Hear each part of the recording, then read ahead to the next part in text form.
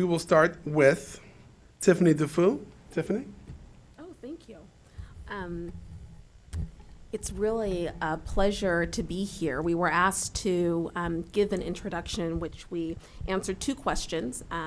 Where are you now in your career, and how did you get there? And what 2 to 3 things helped you advance your career? The first thing that I want to just say is just technical. I do have my phone here. If you see me doing this, it's because someone said something that I just want to tweet to the world. So that's the only reason why I'm there. So when you see it, it means I'm learning something, which is fantastic. I am the president of the White House Project, and I'm the new president of the White House Project. I just recently assumed this role from Marie Wilson, who many of you may know. She built the Ms. Foundation for Women and is certainly, in my opinion, an icon and a huge contributor to this work that we all do and that we're committed to. Before being president of the White House Project, I worked for Marie at the White House Project. I was vice president development and administration, so I was responsible for the dollars coming in and the dollars going out and making sure that we had the right talent and that we were advancing them, which for an organization like the White House Project, which is committed to advancing the leadership of women, is something that we take very, very seriously, especially since most of our team are women, young women at that. Before the White House Project, I lived in Boston. I was a major gift officer for Simmons College. And I got my political bug in Boston through work on Deval Patrick's campaign for governor. Before Boston, I was in my hometown of Seattle, where I helped to launch a girls' school called Seattle Girls School that focuses on math, science, and technology. And hopefully you caught the theme in my career, which is that my life's work is advancing women and girls. It's why I'm on the planet, and I could be doing many things, but that's pretty much why I'm here.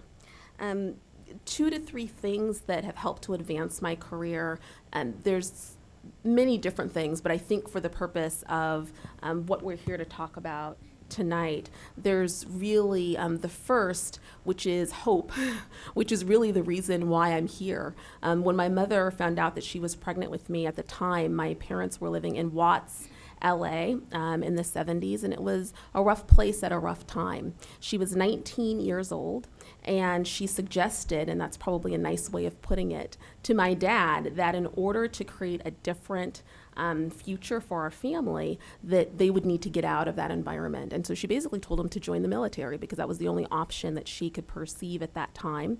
And 9 months later, I was born on a military hospital in Tacoma, Washington, which is how I came to be from the Pacific Northwest.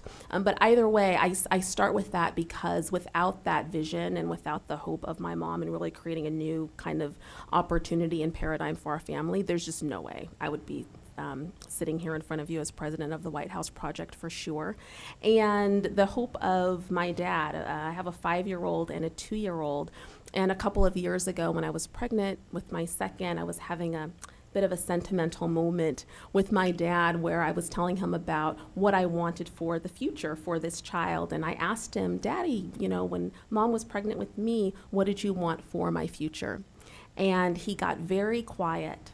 And I think he began to cry. And I said, I'm so sorry.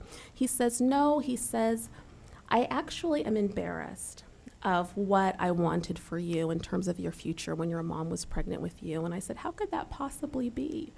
And he said, well, Tiffany, when your mom was pregnant with you, what I most wanted was for you to graduate from high school and not get pregnant. He said, Tiffany, you have done so much more beyond what I possibly imagined. The woman that you've become, I didn't know existed when your mom was pregnant with you. I just hoped. And that real sense of possibility and sense of opportunity, even when you don't know exactly what it could be, really has made a tremendous impact, not just on my life and the trajectory of it, but on my leadership as well. And I really put that to use every day at the White House Project, especially on days when I'm up till 3 o'clock in the morning, which we were talking about.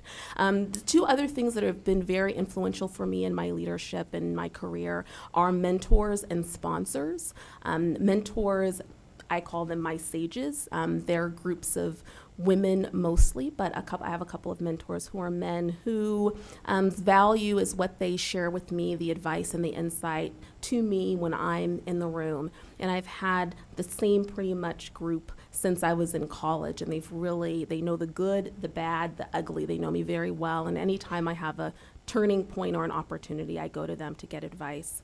But the thing that has really advanced my career that's probably been the most powerful are my sponsors.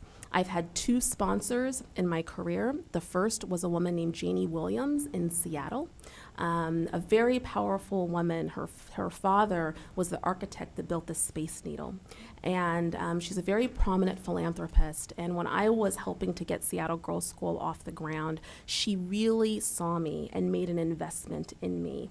Sponsors make that social, that economic, that political capital in you. And she took me around to every person that I needed to know in that city and made sure they knew who I was, and gave me a lot of advice, but most importantly, made it possible for me to really advance. My second sponsor, of course, is Marie at the White House Project, who also, in really thinking about the future of the organization and the future of the movement, really bet her legacy, quite frankly, on me, and has also made a significant investment.